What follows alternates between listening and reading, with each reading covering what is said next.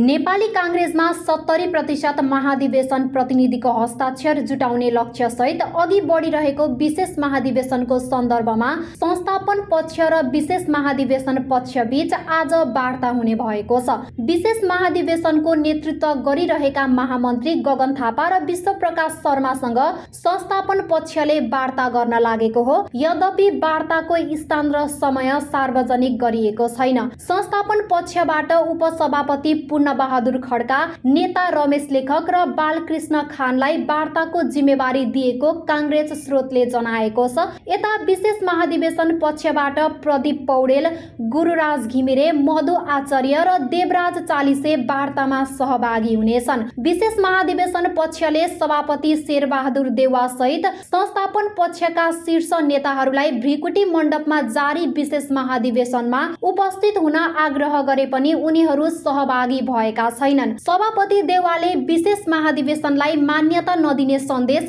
निकटस्थहरू मार्फत दिइरहेका बेला प्रतिनिधिहरूको हस्ताक्षर संख्या बढ्दै गएपछि उनीमाथि दबाव बढेको छ। आज हुने बन्द सत्रपछि सभापति देउवालाई नेतृत्व छाड्न नैतिक दबाव अझ तीव्र हुने संकेत देखिएको छ।